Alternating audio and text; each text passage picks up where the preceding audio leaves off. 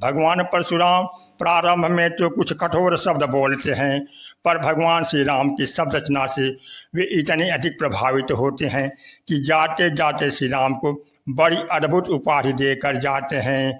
वह कहते हैं, राघवेंद्र तुम तो विनयशील करुणा गुण सागर हो।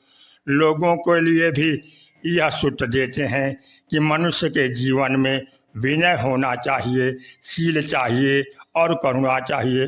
अपने से जो छोटे हैं उनके प्रति करुणा कीजिए, जो बड़े हैं उनसे विनयपूर्वक व्यवहार रखिए और जो बराबरी के हैं उनके प्रति शील का व्यवहार कीजिए।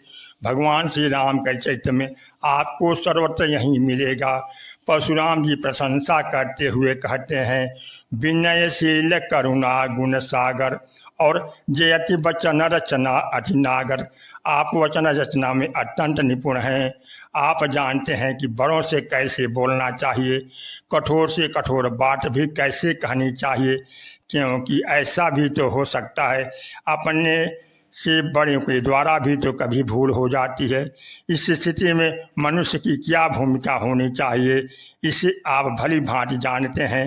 भगवान राम का जो सामंजस्य का स्वभाव वह प्रकट हो जाता है।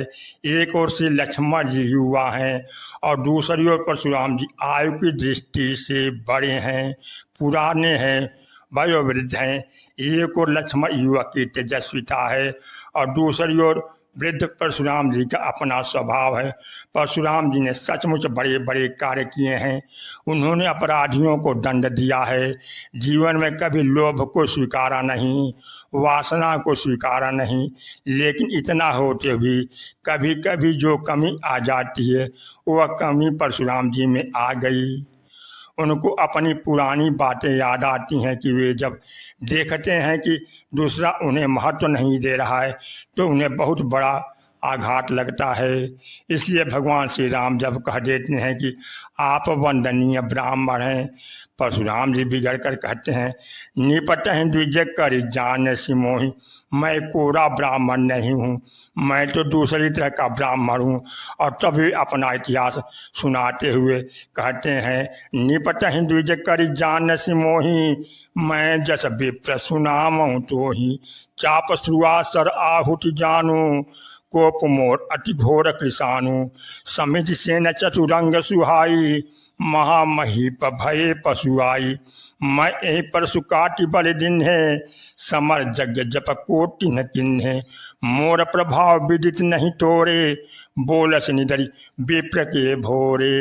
परशुराम जी राम जी की प्रभाव को न जानने के कारण अपने प्रभाव का बखान राम जी से करते हैं, जबकि भगवान शिव राम जी द्वारा शिव धनुष टूटने के कारण बहुत प्रसन्न हैं और परशुराम जी उतने ही दुखी हैं। भगवान राम परशुराम जी का अहंकार भी दूर करेंगे, क्योंकि परशुराम जी का सात्विक अहंकार है। इसके लिए परशुराम जी ने लड़ाई की बहुत सी चुनौती दी, किंतु भगवान राम ने कहा कि महाराज लड़ाई की बात नहीं, हमारे और आपके बीच तो बातचीत ही हो। इस प्रकार सात्विक अहंकार सत्संग के माध्यम से दूर होता है।